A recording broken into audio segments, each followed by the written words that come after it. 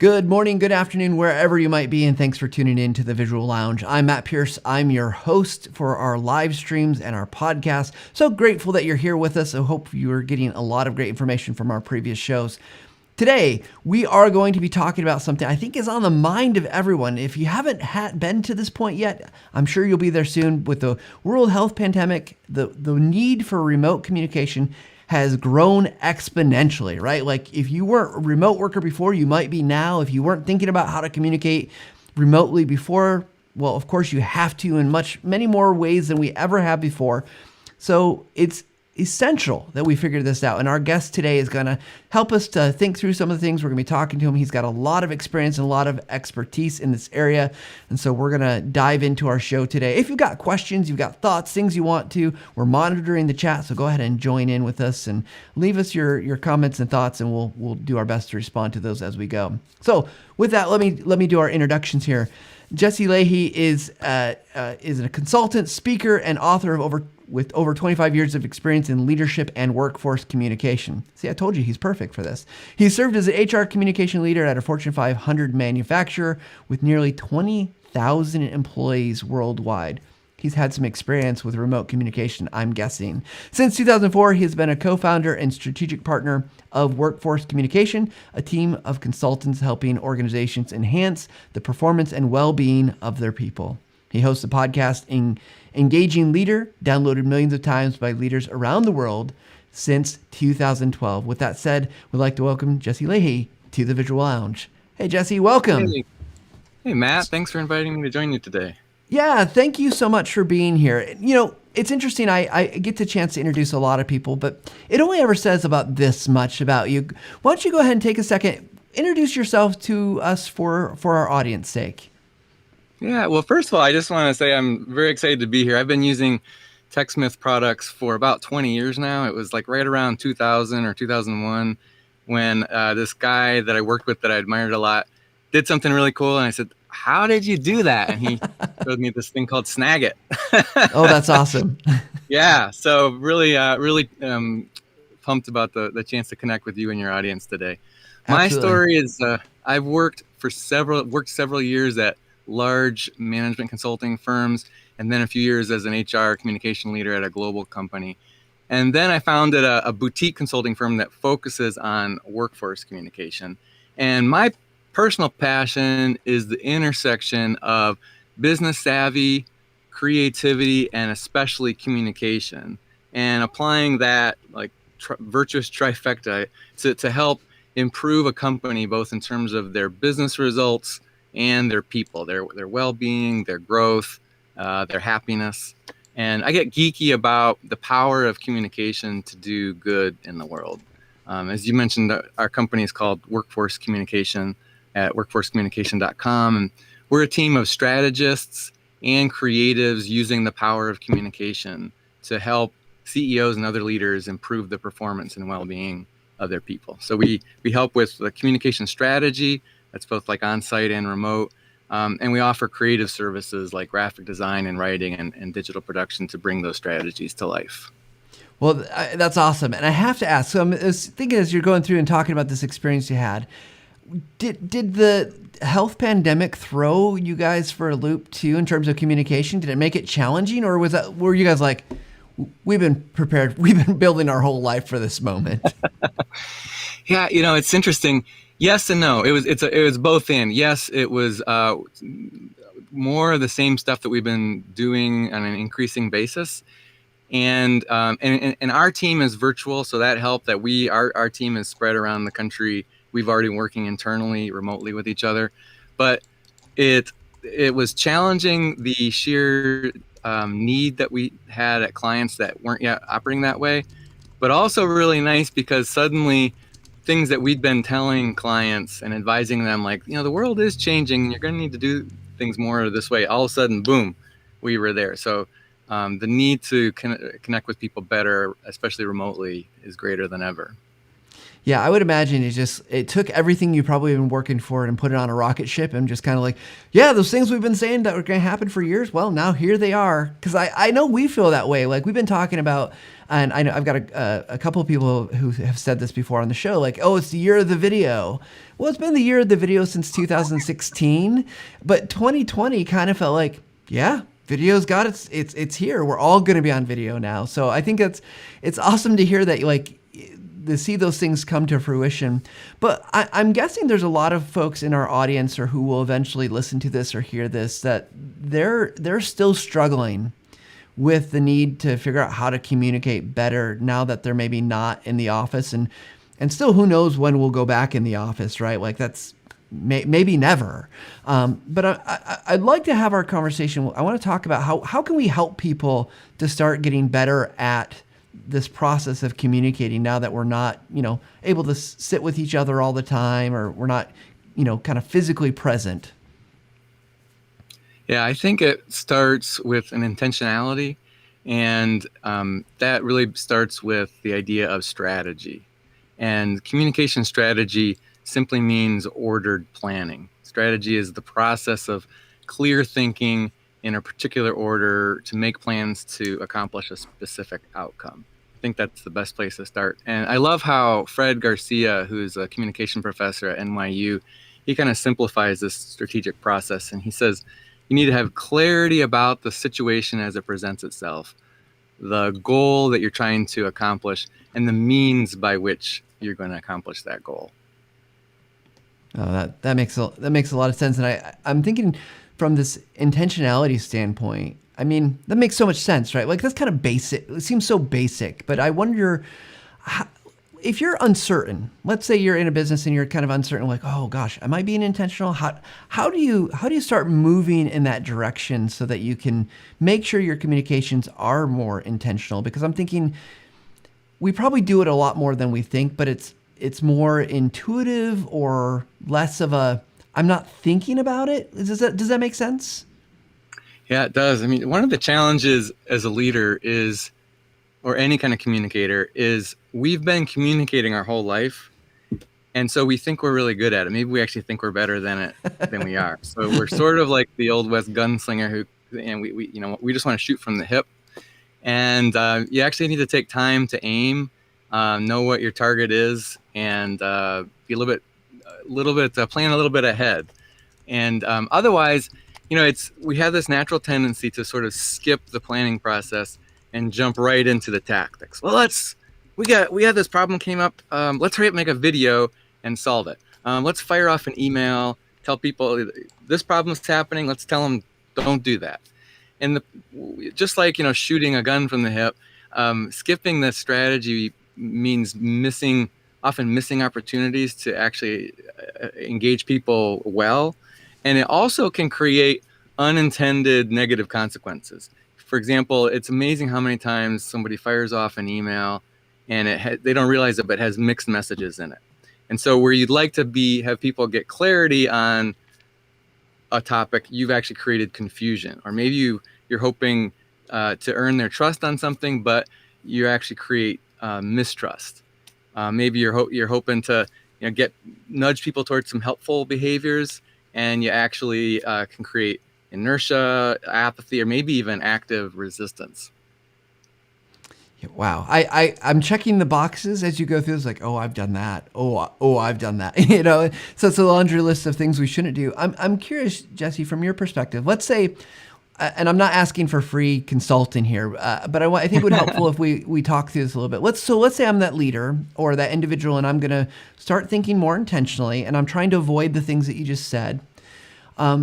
You mentioned we need to have a strategy here. So what might I do at this point if I'm thinking, okay, I need to communicate better, I need a strategy, that's what I'm hearing. How do I go about creating that strategy? Like, is there a process I could go through? Are there steps I can take that would help me to do that? And I could probably think of 1,000 different examples where I might want to do this, but we can talk higher level if that helps. Yeah, the cheat sheet that I usually use, and it works for both big scope issues as well as just simple stuff, is a framework that we call the 5M framework. And where that comes from is the 3M, the company that makes Post-it notes and Scotch tape. Well, we decided we needed to go 2 better than 3M, so we made 5 of them. Love it. And they're sticky. We want to be even stickier with our communications. So the first M that you want to think about is, what is the mission that we're trying to accomplish with this? And by that I mean, what are the specific business outcomes that this communication needs to achieve? Now, last time on the Visual Lounge, you hosted a great session with Ajay Pangarkar about why you need to understand the business outcomes of your organization. And communicating with your workforce or your or training an audience is first and foremost a way to achieve your organization's overall purpose and specific business goals. So the first M, mission, what's our target? What specific business outcomes does this communication or training need to achieve? That's the first M. The second M is members. Who are our specific audiences or stakeholders? What do we know about them as individuals, as an organization? What's their culture? What's their history? What are the current dynamics as relates to this issue? So that's members. And then the third M is messages. What are the key things we want people to know, to believe, or to do? If there's an outcome that we're trying to accomplish, that means we're trying to get people to change a behavior, to do something, or to say something, or to believe something differently. So can we capture that in some key messages? And especially, can we do that what we would call the narrative, like the narrative for change? What's that story look like? So that's the third M. The fourth M is media. This is the one that most people just immediately jump to. So what are the communication channels? We need a video. We need a poster. We need an email. So what are the communication channels, the content? Also, who are the spokespeople that are going to best connect with your audience? How, and is that, are those real life people in your company? Is it a character that you're going to create? Is it an example customer? Who are going to be the voices? And when you think about this media, how are you going to compete with things like social media and the rumor mill? Both have a lot of, just carry instant credibility and are very distracting to people. So just got to think about what media you choose. Ideally, you're going to do multiple ways. Just like, this broadcast that you're doing, we're putting it on multiple platforms, LinkedIn and YouTube and Facebook, and because everybody is not everywhere. And so we want to hit people at least 3 different places. That increases credibility if they hear it in 3 different places.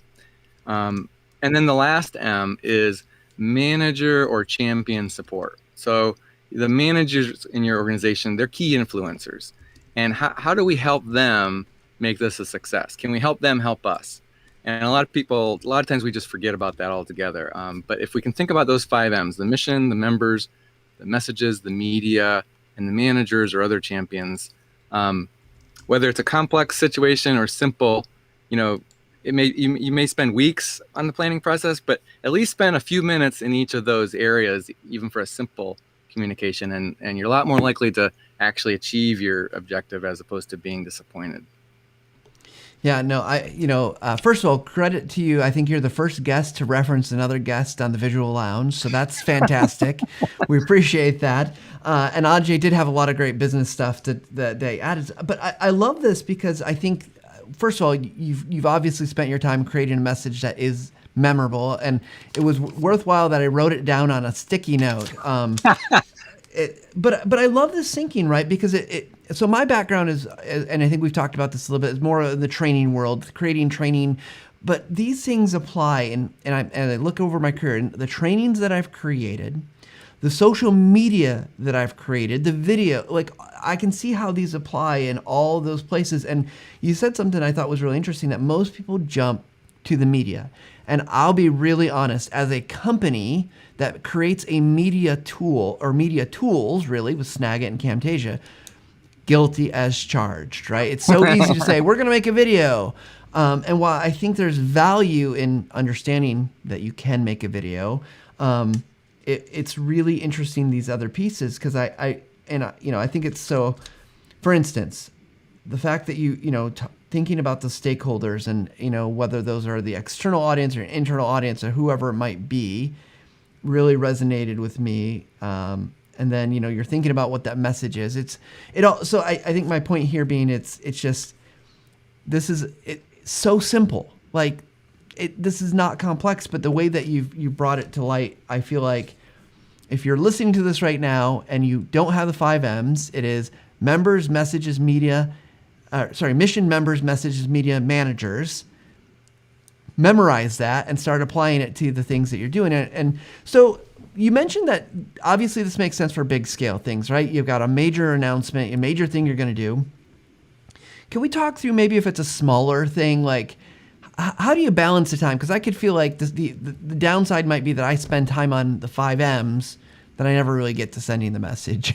Is that something, a challenge you come across or have dealt with? Yeah.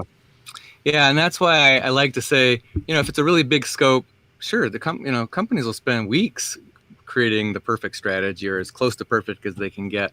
But if you can even spend 1 or 2 minutes in each of those areas. So for example, you admitted you're kind of quick to jump to the, let's make a video or whatever the media is. I tend to be quick to jump to the message. What are we going to say? And and that's fine. I mean, you want to think through that stuff in the right time, but just take one step back and again, it's that order is helpful. So just spend even a minute, like, okay, what are we trying to accomplish here? So even if it's just a minute, and especially if we can write down, reduce something to writing, adds a lot of clarity and simplification and avoids confusion. And then, you can share it with someone else on your team and say, hey, do we have the same goal here? Are we after the same? Because it's really surprising when how often people are not on the same page in preparing any kind of campaign or communication. And then that second part about just thinking about the audience and what's the culture, what are the issues that are affecting them. Those two things alone, if you just take a minute, get into the head of who we're actually communicating to. There's different tools. One of my favorite is an empathy map that is quick, and you can do it just by yourself or with a team. Just spend 15 minutes. It's basically, and you can people can Google it. There's lots of examples of an empathy map out there. But basically, you draw a picture of a person on a whiteboard, and you just say, who is this? The primary audience here? What do they look like? What do we know about them? And just add some Post-it notes on that. Here's things we know about that. Now, if it's a little bit more complicated, we do what's called a stakeholder analysis. And instead of just one audience, we want to make sure, are we thinking about all the audiences? Okay, so we know that we have, this group of hourly employees at this location that is going to be affected by this change. Who else is affected? Well, there's also their supervisors. There's the salaried employees at that location. Is that the only location, or are there others? Are there what language do they speak there? Are they English only, or are there other languages? Are their spouses going to be affected? And so we would, again, like on a whiteboard, just draw a circle and put one audience in a circle, and then we would draw a line and put another audience in a circle, and just think about them a little bit and who else is affected that we're not thinking of. Because when you point out, let's say, the salaried employees, it's going to jog your thinking. Oh yeah, but there's not just salaried employees. The IT people have their own complete agenda about this, and so we got to handle them a little bit carefully. And what about this type of employees? Let's say we're at a health system. Our physicians are very different types of employees than, let's say, the custodians, and so they think about things differently, and they might need a separate strategy. So again, it can be really quick. You could spend a minute if it's something simple. You could spend 15 minutes if it's a bit bigger or longer. But just taking a little bit of time in each of those 5 areas really sets you up a lot better for success.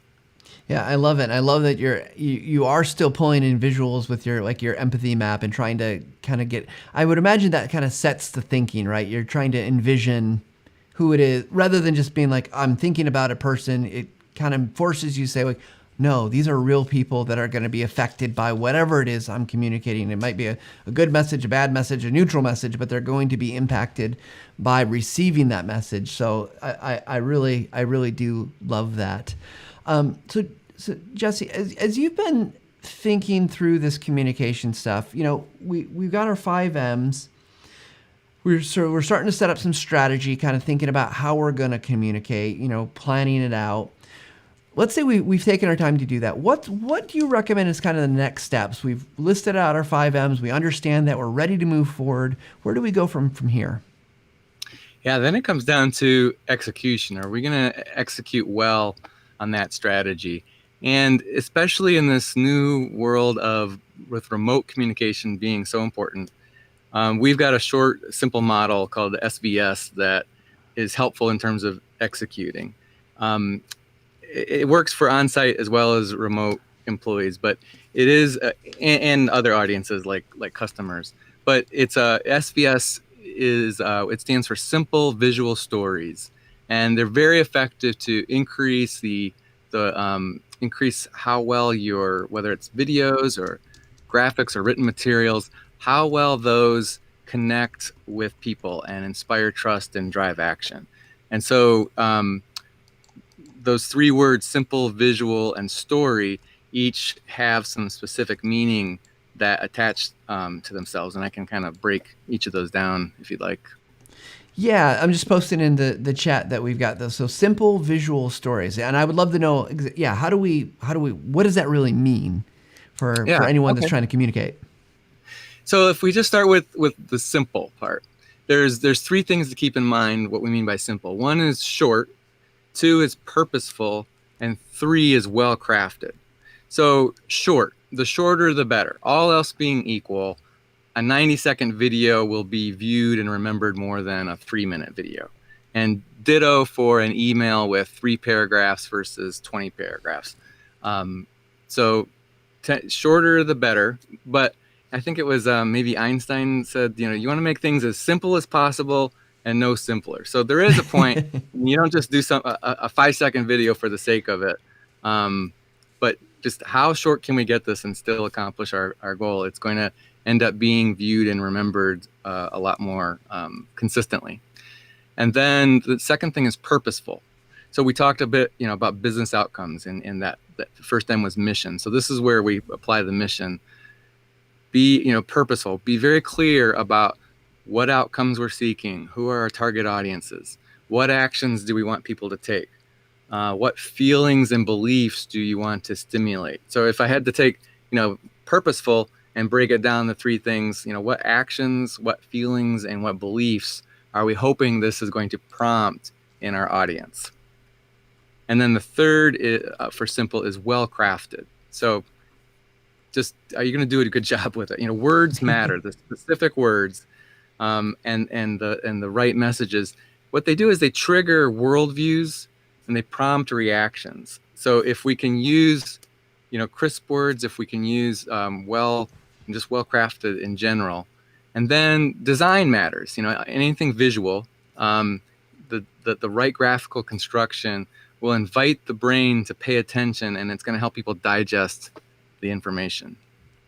Yeah, so these are really good. And to your point about shorter, we talk a lot about on this program and other places around TechSmith, the length of videos, right, that you brought up. And I've been saying this a lot this last month. It's as short as possible, but long as needed, right? Like, 5 seconds, if that's all you needed. And we actually there's a really great example, Super Bowl ad. Reddit purchased a 5-second Super Bowl ad that was just a PNG image that if you're a TiVo user or whatever tool you could pause and you could read these like paragraphs, basically based on we're gonna kind of date ourselves here with the timing, but the things that have been happening in the stock market, Reddit users driving up. So interestingly enough, they said 5 seconds was enough, that because people would stop, pause, read it, and talk about that's all they could afford or whatever. And so it's interesting, 5 seconds, but like for most of us, 5 seconds isn't enough. You can't explain anything in 5 seconds. But you also, if you can, they could do it in 5 seconds. They didn't need 20 minutes. They didn't have to spend how much does a Super Bowl ad cost for millions of dollars to get a 60-second spot at a 30-second spot. So I love that idea because it ties in so much with what we're doing. And then the well-crafted, and correct me if I'm wrong here, but it doesn't mean it has to be the best quality. It just means it has to be good enough and it has to fit with whatever the message is versus, I don't have to go pay for Hollywood if I don't need Hollywood quality. Does that make sense? That's right. Yeah. I liken it to, if you've ever heard, well, so I've been my whole career, I've focused on communication. And yet when I stand up to speak to an audience, I'm not a perfect speaker. Like I sometimes people will say, you use a little too many ums and uhs. And like, yes, I'm sure I could get better. But I basically, I prepare ahead enough and I practice enough so that I'm comfortable and it's natural and it can come from the heart. I'm probably never going to be that super slick communicator. At some point, it was good enough, and people trust what I'm saying. I have some credibility. They can hear my heart. They can understand what's in my head, and that's good enough. But it doesn't serve me well to get super slick, because then I'll just come across as well, I love that. It's who you are, right? And I think especially it seems like maybe the pandemic has softened us a little bit. That like a dog barks in the background, there's a kid, or you and ah a little bit. That seemed like I remember probably 10 years ago, I would have told you, oh, that's bad. That's real. We don't got to really cut that out. And some cases you don't want it. Like, you're pre-recording something and it's supposed to be like a tutorial. You don't want to distract. But I think in many cases, it would feel almost absent. It's like if you ever walked into a room where there's no noise and it feels like this is weird. Something's missing. There's just not the ambient sound. And if you didn't have an occasional or ah or processing thought kind of word, I first of all, I would be in trouble because that's how I talk all the time. Same thing. I speak a lot, but again, I think it goes to your point that it's the heart and the mind, right? Like you're still able to feel that connection, and that I love that you're still able to understand clearly what's on your mind and what it is you're trying to convey. So that's a lot for just the first one, for simple. Yeah, for simple. Yeah, short, purposeful, and well crafted. And I'm curious, Matt. Do you have you noticed anything in your data as far as the length of videos or podcasts, whether it affects how many people view it or listen to it? Yeah, we have some research, not specifically about ours, and I can talk about our data a little bit, but we did some research, viewer preferences, and it was interesting in that data. Now, it's getting a little bit old, and 2020, of course, kind of skews everything. It was from end of 2018, and we found that for instructional videos in particular, and informational videos, the preferred length of videos was between 4 and like 9 minutes. Now there's actually 2 columns there, but they were like both 26% of the people. So half of the people were saying they actually preferred longer videos when it was instructional or informational. And what I think that tells me is, one, I think video in particular, it's becoming much more accepted as a medium, right? Like you're willing to commit more to video as a medium. But 2, people are really in it for the information. If you've ever watched a video that was short but it didn't tell you anything, it's just as frustrating as it is if it's too long and it didn't tell you anything. Maybe that's still a little bit more frustrating. But it's finding that balance, like, because some content, some information, going back to what we said earlier, you just can't convey fast enough. Like you can't, or if you were to go faster, it would actually be a disservice. So that's, I think, one piece. The other thing I'll say is with video in particular, and podcasts it's a little bit harder to know.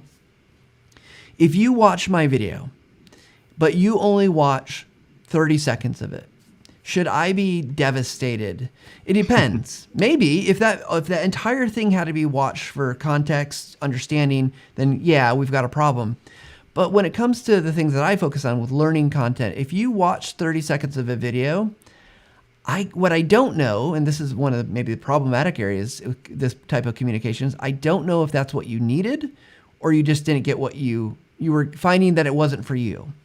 But what if it did solve your problem? Like I've done plenty of home repairs where I've had to look at something and it's like, oh, I don't need this. I'm already past that step. I just need to know, what do I do here? And I only watch that little piece of the video because that solves my problem. And in that case, I'm a consumer, but that creator should be very proud that they helped me. That's what I wanted. So I think there's a couple different ways to look at it, but I think obviously you're going to see more drop off the longer you get. if you got a 30-minute video, like our show today will be, 40 minutes, 45 minutes or something like that. People aren't going to stay. They're going to watch 1 minute, 2 minute, 3 minutes, and hopefully they stay and get more for the viewers that are watching. But so I think it affects differently. But relevance is key here. Is the message relevant throughout? Are you getting nuggets out of it and going? So I think it goes back to what you're saying about your strategy. What's our goal? What are the things that we're trying to plan for? But if I was telling you how to stay safe, I worked at a pharmaceutical company. So like what to do if there's an acid cloud. If you didn't watch that entire video and there's an acid cloud, bad. This is bad. But if if it's like, how do I route a letter and I understand how to route the letter and they didn't watch all of it, less consequential. Yeah, that makes good sense. I like I still keep going back to the as short as possible, but as long as it needs to be. It also reminds me of that Mark Twain quote, something like, I would have written you a shorter letter, but I didn't have enough time. Yep. And there is this point at which it's harder to get it shorter. I noticed, like with my podcast, Engaging Leader, which is a lot of them are interviews, and the shorter ones do get more downloads. And if I could work hard, if I wanted to invest the time up front and really craft, a great format or something, perhaps that would be helpful. But mostly I just have fun talking to people, and I don't really want to do a 5-minute conversation or 10-minute. I want to go ahead and, as long, usually they need to be 20 minutes or 40 minutes, whatever it needs to be, whatever is most enjoyable and gets the right, tips and so forth for the audience. Well, I think we'll go down this rabbit hole a little bit, because I'm thinking about I've been thinking about the structure of this show, right?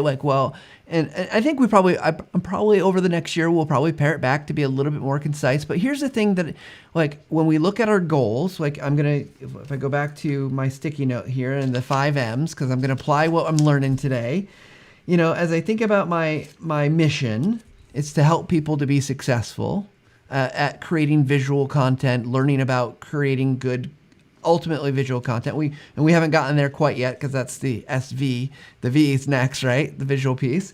I think about the members, and they're gonna, we've got lots of different content we're providing. So someone's looking for how do I do this in Camtasia? We've got that covered elsewhere.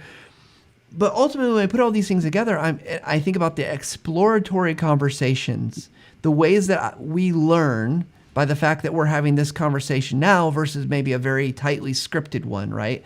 And I think that's hopefully our audience is finding this valuable, but I am. If anyone listening to this isn't finding it valuable, I apologize. But it's super valuable for me because I'm starting to see these connections between the things that we do. And I think through the there's room for exploratory conversations, to your point, right? We could have had a 5-minute conversation, describe the SVS model, right? And that could have been the entire video. We could have said, what are the 5 M's? And we will cut out pieces of this into smaller chunks to share on social media, and those might be included. But I think understanding and you can help me catch the vision here, maybe if there's something else I should be doing, but leaving space for communication to happen in a much more organic fashion. Yes, there's going to be the very strategic, I planned this, we are going to do this, this, and this, and that's the message, versus there's room, I feel like, for conversations or for videos to explore a little bit more. Now, with pre-created media like video, I think we have to be if this was just a recording, maybe cut out the stuff that's not as great, or cut out the pieces that were too side tangential or whatever. But I think for a live show, which this is, this seems to be for me, it's at least a very valuable aspect of communication. Yeah, I agree. I mean, and part of what's happening is you're building a relationship with the audience. You're helping them, use your tools better, make their work lives and outcomes better. But you're also building a relationship with them and supporting their loyalty, if you will, with TechSmith, and kind of creating a community. So those are key outcomes. Absolutely. Well, because I'm keeping an eye on the time, because we do have a finite amount of time. Let's talk about, we started with the simple, the SVS. Let's talk about the visual. What goes into that category here? Yeah, thank you. There are three aspects to visual to keep in mind. The first is metaphors, the second is images, and the third is characters. So metaphors stimulate paradigms in people's brains, and they set expectations. So what do we mean by metaphor? Well, we're talking about using an image or an analogy, or if it's a written or verbal communication, then you want to come up with a word picture. But you're doing something that associates with something that's already familiar to the audience. Our brains tend to be, let's call them lazy, and we tend to fall back on things that we're already familiar with. There's a sort of a mental inertia that goes on. And so if we can help people make a connection with something they're already familiar with, it speeds up the process of learning and adopting and agreeing with, like, oh yeah, that makes sense. It resonates with me. So an example would be, and I'll ask you to show this sample video. It's a 2-minute video. We could just show even the first 30 seconds, just to give you an example of an analogy that is telling the story. Yeah. Any prep you want to set the scene for before I show it? Anything we need to know? Sure. Yeah, this is a large company, global company, and like everybody else during COVID, mental wellness has become a big issue. Lots more stress affecting people, and so they have beefed up some of their mental wellness offerings and tools for employees. One of which is their employee assistance program, and so nowadays you can not only by phone connect with an actual counselor, but you can do it by video, and it's a free service.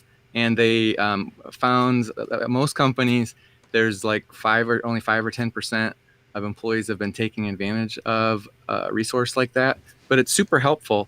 And so we needed to help people be aware of it, but also get okay with the idea of reaching out for assistance in the area of mental health, because there's a stigma attached to it, and I don't want people to think I'm weak or crazy, or that I'm incompetent, or they can't trust me anymore as an employee. So sort of normalizing it, like this is something we're all going through. And so we used this metaphor of being stuck, having to navigate through and get escape from a jungle island, if you were shipwrecked on a jungle island.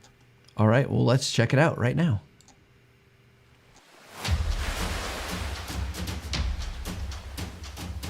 We all experience it sometimes. Life gets complicated, and it feels like you've been shipwrecked on a jungle island filled with obstacles. You're alone, isolated. Things feel a bit scary because you don't have much control over the situation. Visibility is low, and you're not sure what type of challenge will be coming at you next. Everything feels uncertain, so you feel like you need to be ready for anything. Anyone can feel overwhelmed in this situation. Maybe you feel tired, restless, burned out, or hopeless. Maybe you feel irritable and your relationships are suffering. You might have physical symptoms like stomach troubles or headaches. But you're not alone on the jungle island. Owens Corning offers the Employee Assistance Program through Beacon Health. Feeling relief can be as easy as talking to someone. Through the EAP, you can talk, completely confidentially, to a professional counselor about relationship issues, substance abuse. Yeah, no, that's great. I love it. And, I feel bad for the coconut because I thought it was going to get thrown and smashed. But I love it. It makes a lot of sense that metaphor, you're using something people can relate to. That is, it's not the direct, like, oh, are you... because I've heard those messages, are you struggling at work or blah, blah, blah. And this way, at least it takes maybe some of that, like the stigma away, it feels like, or a little of the edge of like, oh my gosh, I can't deal with anything right now. But now you brought a little bit of color. You brought some things that kind of like instantly, oh, I get it. Yeah. I kind of feel like I'm on an island. I'm alone. I need help. Yeah. And the other thing, so you got this, the main metaphor is being on an island and alone, but you're not alone. And then there's like a smaller symbol inside there, which is the coconut actually represents whatever the issue is. And sort of it's a subtler symbol in that you're not the problem. Like, you just have these issues, and everybody has issues. It doesn't mean there's a problem with you. And so if you can have a little bit of objectivity and see, okay, issues come and go. I just need a little bit of help to deal with this issue. I feel a lot more have some confidence in myself and in the ability to take advantage of these resources, and like, okay, we're gonna get through this together. Might need some help though.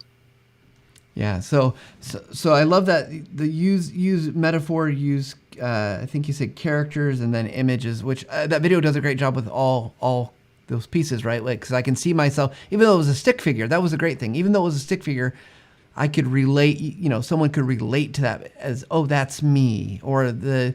The images, of course, there's the child care centipede or the other challenges coming across. So really, really great example. Okay, Yeah. so we've got simple, we've got visual, and we got the second S, which is story, which I'm guessing we Right. just saw some story in there too, right? That's right. Yeah. Can you also remind me how many more minutes do we have here? So We're probably about 10. We're coming up on about 10 minutes left. 10 minutes left. Okay. All right. So story has 3 components to keep in mind. One is connection, one is entertainment, and one is action. So the first thing is connection. And what I mean by connection is connecting with people's heads and with their hearts. A story makes something real. This is an issue affecting real people. It's not just an issue from management. So with that EAP video, it's kind of obvious there's real people that have these types of issues with childcare and so forth. So it's not just, it could have been a message from on high, hey, the bigwigs around here notice that only 5% of people are taking advantage of the EAP. Do you realize how much we spend on this EAP? Do you realize, we just go off, but we're saying that, looking at it from the aspect of real life people, and a story does that. And any story does that. It doesn't even have to be a great story, but a powerful story actually creates an emotional bond. So people are more likely to be willing, to be open, or even motivated to change. So like another example of that would be, we had a company that was, back there. I don't know if anybody remembers this, but used to be people could smoke at work and use tobacco products at work. And then, time started to change. And so there was a company that we were helping implement that. And in their particular environment, it was a big change. And it just didn't feel, anyway, people had some strong emotions about it. And then so you couldn't smoke at work anymore. And then also, it's not even very healthy to be smoking tobacco outside of work. So we really would just encourage you to be completely tobacco free. So that was obviously an evolution over time. And we used stories from people, from executives all the way down to frontline employees, who were willing to just share their own journeys of, used to use tobacco. This is what brought me to the point where I decided I wanted to make a change, and this is how I did it. The way it worked for me won't work for everybody, but this is what worked for me. And people opened up to that. Again, it's very different than just a company saying, hey, no more tobacco or else. Yeah, I can imagine if a company did come down and say, we're paying a lot for this benefit, you better start taking that. That motivates no one, right? Like, that's actually probably going to push people to be like, well, geesh, that's not a great way to do this. So I love that. And I think, I've talked about story in a number of places, but I love that you said it doesn't have to be a great story. Obviously, there's better stories for better times and better outcomes. But I think just even using that way to connect with someone, right? We connect with people, we connect with ideas, we connect with those things. So I love that idea of using story to motivate. And I imagine that works across a lot of different messages. Are there times when like you'd be like, guess what? Story is not the way to go. Stay away from story. And any instances like that, or is you like story kind of always in the back pocket, ready to pull out? Well, I would say there's always a narrative, even if it's not a specific. Typically, a story is going to have specific people doing specific things and having specific feelings. So, actual characters, actual plot.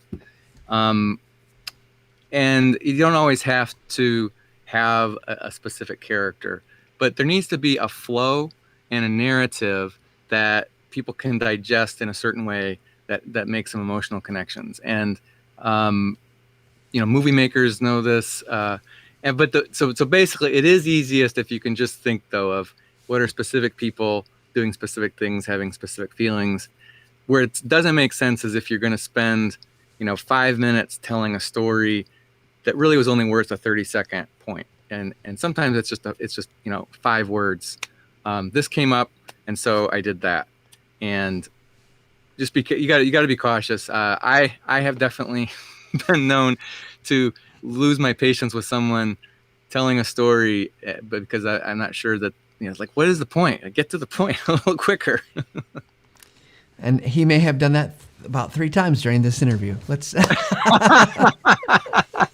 I've probably been the one that should have cut my story a little bit quicker in this interview. No, this has been all really good. We've covered a lot of ground, and I think I just want to say for our audience, so much good stuff here. If you can just take it and apply it to whatever you're doing, whether it's images or video or whatever your message is. But I'm guessing we've scratched the tip of the iceberg here, Jesse. How would one go about learning more about these concepts and ideas? If they found something here that they said, oh, that was really good, but they want to dig in some more, what would you recommend? Yeah, thanks for asking. Well, some of the little buzzwords that I've thrown out there are not things I made up. So definitely feel free to Google things like the empathy map and stakeholder analysis and so forth. But a lot of them I've talked about on my podcast or on my website. So I have 2 websites. One is our company's website, and that is workforcecommunication.com. And again, we're a team of consultants and creatives. We serve mid-size and large employers, primarily helping people attract top talent, engage their employees, and then achieve business results. But even if you're not a mid-size or large employer, we put all that content on the website as well to share those models. So those are out there. And then my podcast is Engaging Leader, and that's my guest and I were sharing tips just like these to help people communicate and engage and lead. And you can listen to that at engagingleader.com, as well as on Apple Podcast and Spotify and nearly all other podcast apps. All the places. So when they're looking up the Visual Lounge, go ahead and look up Engaging Leader and just subscribe to both. That makes it easy for both of us. That's fantastic. So Jesse, and we've got about 2 minutes, and I want to give you the kind of a chance for a final take here. What's your final last advice that you would give to the audience that are listening to or watching the Visual Lounge about communicating, whether it's remotely or just communication in general? Yeah, I think it's to honor the power of communication, to recognize that we are always communicating, whether we're doing it. The question is, are we doing it intentionally or not? And that the people who are improving the world today, they're not just communicators, they're not just leaders, but they're actually engagers. They are thoughtfully thinking about how can we influence, how can we take advantage of this opportunity when we interact with people for good, and to meet, what's our mission? Just getting back to what's the mission? Am I making the most of that opportunity? And just being intentional with those moments of communication and influence. So that's where I would end on. No, that is awesome. And thank you for all of your advice today. I do take notes usually during shows, but nothing like today. I've got multiple stickies. This has been really great. I've got some things to think about how I'm going to communicate better. But we want to thank Jesse Lahey. Thank you so much for being on the show. Thanks for all your advice. And stay warm. You're in the upper part of Michigan, the lower peninsula, not the upper part of Michigan. But we know it's cold and snowy, so we hope you stay safe up there. Yep. I saw a pretty good picture story yesterday. Someone showed a picture. The picture was a snowy road, and the tagline was, "Yep, we finally got all our potholes filled just like that." The roads are smooth now. Oh, so pure Michigan. So pure Michigan. Yes, that's my world. Jesse, thank you so much once again. Everybody, go check out Jesse's website, workforcecommunication.com. Check out his podcast.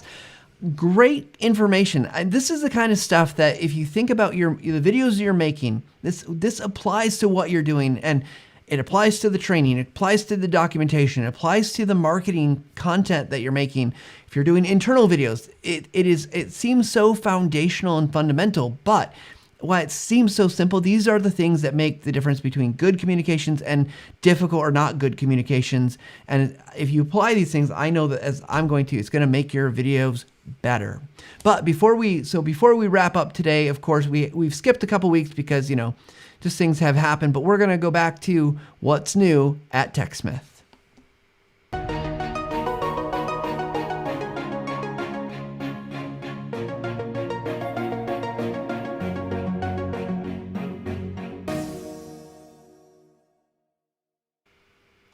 All right, everybody, we got what's new at TechSmith. There's always something new going on, and we've got a lot of great things. If you missed our announcement from last week, we have launched a new segment of the Visual Lounge that is part of the podcast that you can go and check out. It is basically, we're calling it Workflow, the Visual Lounge. So it's a sub-segment. It's Justin, Simon, and Andy Owen and myself. We're talking about creating videos, and we started kind of this pre-stuff.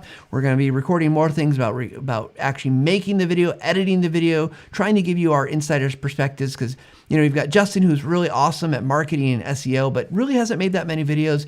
You've got me, the host of the Visual Lounge, but I've been making videos instructionally for about 15 years now, and Andy has run his own video business, making weddings and editing wedding videos and doing all sorts of stuff, plus a lot of the videos at TechSmith. He's on the expert spectrum. So we're bringing 3 very different perspectives about creating video that we think will be informative and helpful for everybody who watches and listens. And I'll point out where you can find that here in just a second. Let me just share my screen here real quick.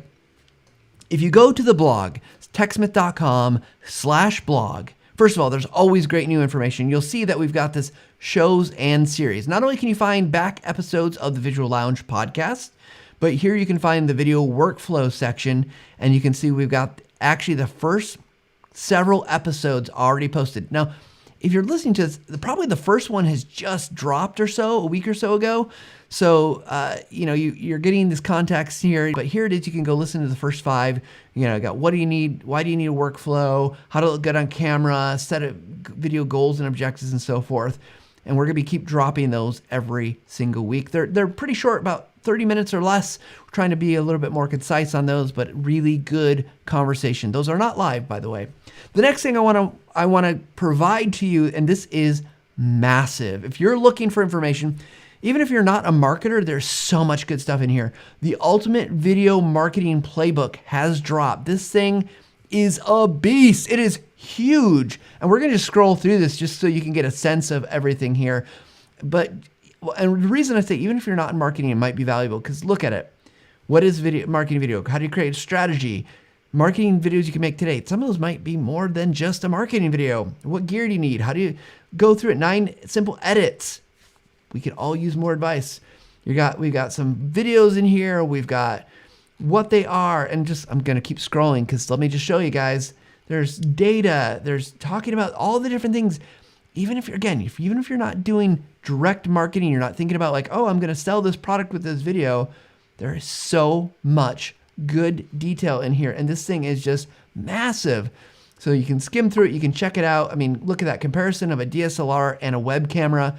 Super valuable if you're trying to understand the difference, or even trying to convince your superior, your bosses, whoever, that you need to upgrade your camera, whatever it might be. Look at this. Oh, what do you keep in mind for video length and sizes, resolution? Look at that. That is a super helpful guide. If you're going to post video on LinkedIn or Twitter, Instagram, that's super helpful. Script stuff, storyboards. I mean, I'm still scrolling here, guys. This is how massive and valuable this information is. And it's all on the blog. If you go to techsmith.com, finally reached the end, techsmith.com/blog. Check it out, because we want to give you guys some of the best information around there about creating visuals, about creating videos, whatever it is you're doing. So with that said, thank you again to our guest, Jesse Lahey. He is got so much good information. I took so many good things away from it. I hope you did too. And whatever you're doing, whether you're making tutorials, training videos, marketing videos, you're making technical documentation, we hope that you spend a little bit of time every single day leveling up so that you can get better at doing these things. So thanks for joining us in the Visual Lounge. We'll see you guys next week.